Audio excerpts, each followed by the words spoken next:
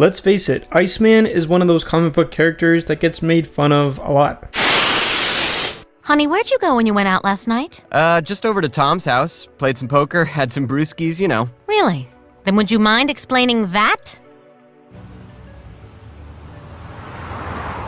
At least they know how to touch a man! Oh, walk away. Which is a real shame, because Bobby Drake is a really pivotal X-Men character. I mean, for crying out loud, he's a part of the founding 5 members of the team in the very first issue of X-Men in 1963. But to add insult to injury, Marvel Comics took one of the X-Men's best characters and turned him into one of its coldest cases of wasted potential. From Omega-level powers to confusing character arcs, Iceman's journey has been anything but smooth. Some fans love what he's become. Others say that Marvel fumbled one of its classic heroes. Today we're breaking down exactly what went wrong with Iceman and whether it's too late for Marvel to fix it. But before we move on, please be sure to give a like and subscribe to Reverb Comics. You do not want to miss out on our awesome content.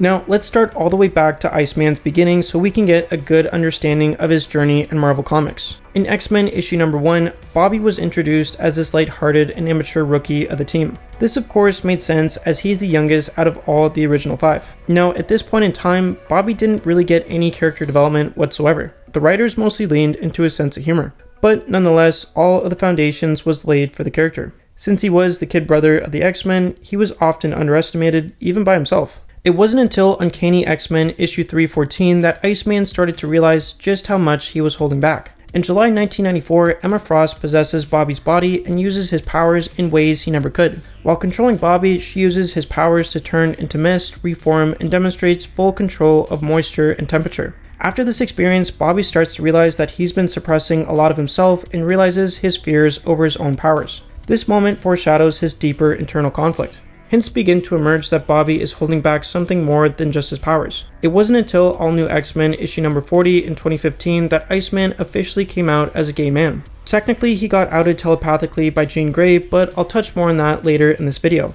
After Bobby accepts this side of himself, his powers start to grow in proportion to his emotional growth. Now, obviously, representation matters. It's fantastic that queer people can see themselves through the lens of superhero narratives. The issue that I have with Bobby's character development is that it took a really long time in the comics for Iceman to mature and become a more confident version of himself. Think of it this way. In 1963, Iceman gets introduced for the first time. Then it wasn't until 1994 that he realized he was holding back. Then in 2015, Bobby accepts himself for who he is and becomes an Omega level mutant. It took him over 50 years to get to a place where he's confident in himself. So compared to other Marvel characters out there, his development was a really slow burn. But despite this, Bobby had some really badass moments. Now, not only can he create complex ice structures with precision, but he did show off his Omega level mutant capabilities. For instance, Iceman froze an entire island. He can create ice clones and project his consciousness across multiple ice bodies at once across the globe. He turned an entire group of enemies into ice statues, he took out a frost giant, he froze all of hell, and he created giant kaiju ice monsters.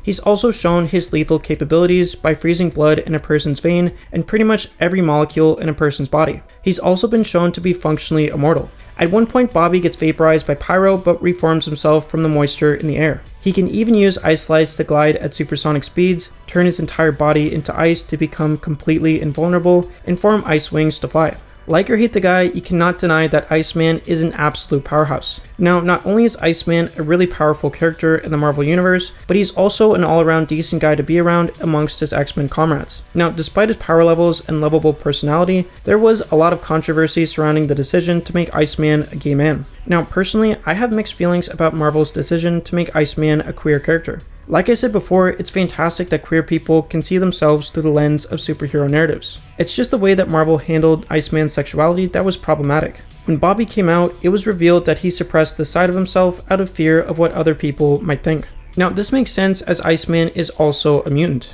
He already faces a ton of prejudice and discrimination for being born with the X gene. And his not coming out until he was an adult reflects the real-life struggles that queer people face in their everyday lives. For some, being authentic is not an option due to fear for one's safety and risk losing connections with loved ones over potential homophobia. These are all legitimate fears and concerns that I do not want to invalidate whatsoever. The issue that I have with Iceman is that he was pretty much ashamed of his queer identity, which is not an uplifting thing to see. Feel free to disagree with me on this, but I think it's much better to have characters who just happen to be queer, as opposed to having their struggle with their queerness to be the focal point of the narrative. I'll use another comic book character as an example to show you what I mean. John Constantine is a bisexual man in DC Comics, and he's 100% unapologetic about who he is as a person. He never hid this side of himself, he openly flirts with men and women regardless of who's around, and he doesn't care about what anyone thinks of him. In my opinion, I think that's a really uplifting way to represent queer people in media. On one hand, the decision to have Bobby come out in his adult life is a really grounded approach to show the struggles queer people go through. For the X-Men to give representation to that subset of people is fantastic, but the decision to have Iceman's queerness the source of his unhappiness is not. So Marvel, if you're listening, you need to pump out more stories where Iceman is out, happy with who he is as a person, and does not care about what anyone else thinks. The other issue that I have is that Iceman's stories pretty much now revolve around his identity as a gay man. Now, I touched on this point in my Tim Drake video essay. In short, Tim Drake had a lot of great character development in the 80s, 90s, and early 2000s, but then in the New 52, he got no development whatsoever. And when the Rebirth continuity came around, it pretty much looked like DC had no plans for the character, so they made him a bisexual man to increase their roster of queer characters to boost sales. Now, I don't have any issues with Iceman or Robin being queer. It's just that if you're going to make these characters queer, at least give them some awesome character arcs. Give them the same storytelling treatment that their heterosexual counterparts are given. Give them stories where they build their strengths, skills, and intelligence. Give us stories where they become fully realized individuals standing up against the immoral collectivist tide. Hell, they managed to give John Constantine an awesome story where he tricked some demons into keeping him out of hell after his lung cancer diagnosis. All we ask is that Iceman should get some epic character arcs as well. After Iceman came out, I can't remember any awesome stories that he got. There was some emotional conflict with his parents. They weren't supportive at first, but they awkwardly and slowly came to terms with his sexuality later. While this was a pretty realistic portrayal of a strained family dynamic, it just sucked to see Iceman go through that. Iceman needs an awesome story where he faces off against a villain like Mr. Sinister and grow from that experience. He doesn't need another story where his queerness is causing him distress. Which leads me to my next point. The way that Iceman came out was just terrible. There's a pretty infamous set of comic book panels where Jean Grey reads Bobby's mind and tells him that he's gay. Now in my opinion, I don't think that this was the right course of action. It made Jean Grey look insensitive to out Bobby when he wasn't ready to come out. Also, Iceman's a really brave dude. He risked his life saving people time and time again, so making him afraid to come out seemed a bit out of character.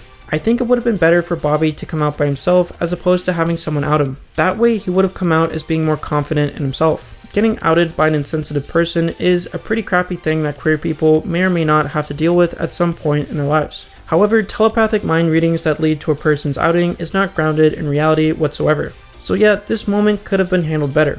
Also, there was no consequences to Iceman's big reveal. There weren't any X-Men characters that felt hurt or betrayed over Bobby not trusting them. After all, Bobby's been with the X-Men since day one. There should have been some emotional consequences when it came to Iceman not being open with his adopted family for all of those years. Don't get me wrong, it's great that the X-Men were so supportive of Bobby. I'm just surprised that there wasn't anyone upset over Bobby not trusting them for such a long time. After all, before he came out, he was in a relationship with Polaris, Cloud, and Kitty Pryde. Now, I get that he wasn't married to any of these ladies, but nonetheless, I'm surprised that there was no emotional fallout from his coming out. After all, if you learned that one of your romantic partners was never even attracted to you in the first place, that could be a pretty upsetting discovery. Now, don't get me wrong, Bobby struggled with his identity and tried to fit into heteronormative expectations. That's a really human struggle that should not be invalidated whatsoever. I'm just surprised his ex-girlfriends didn't have any intense emotional reactions. But nonetheless, it was nice to see at least one of his exes, Kitty Pryde, being so supportive. And speaking of romantic partners, Marvel and DC, you gotta give your queer characters more interesting partners. When I did that Tim Drake video essay, I noticed that a lot of people thought that his boyfriend Bernard was too boring,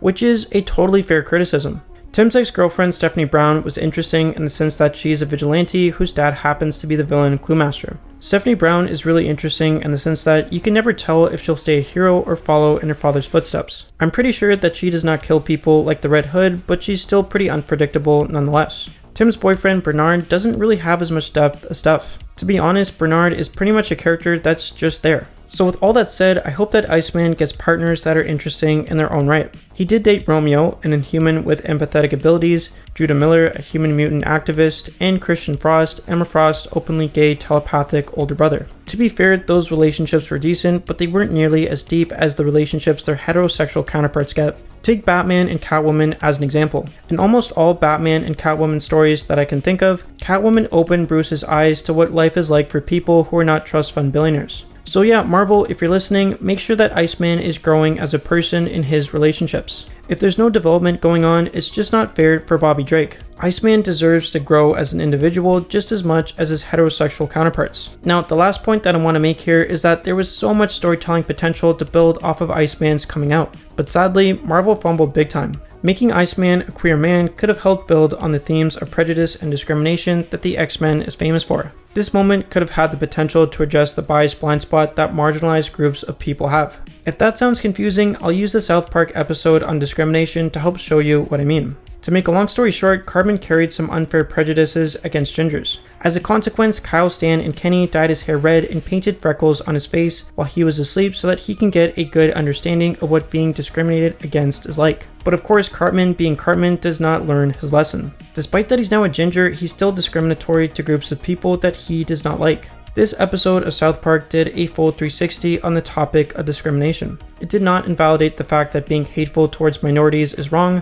yet it also did not invalidate that people from marginalized communities can carry some unfair biases of their own. Now, X-Men comics could have explored this area with Bobby's coming out. Some X-Men characters could have confronted their own biases when learning about Iceman's queer identity. But the creatives at Marvel didn't take this route, and this makes sense. A lot of kids and adults really love core X-Men characters like Cyclops, Beast, Storm, Wolverine, and Gambit, so making them homophobic towards Bobby would not have sit well with fans. But other lesser-known mutants could have been homophobic to Iceman, which could have built on the real-life issue of marginalized groups of people being discriminatory to other marginalized groups of people. To my knowledge, there wasn't any mutant characters that were homophobic to Bobby. So while it was a great decision to make Iceman a gay man and to have everyone be so supportive of him, the creatives of Marvel failed to use this as an opportunity to build on the themes of prejudice and discrimination, which just so happens to be what makes the X-Men franchise so special. So yeah, those are my thoughts. While Marvel's choice to make Iceman a queer man helped more people see themselves through the lens of superhero narratives, the narrative choice of putting his struggles with his sexuality at the forefront of his character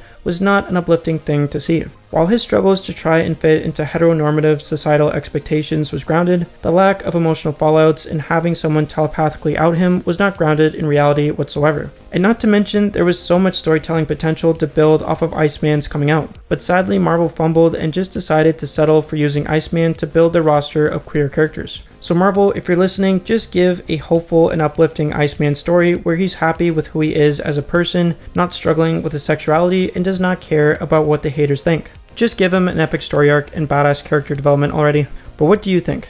How do you think Marvel has handled Iceman?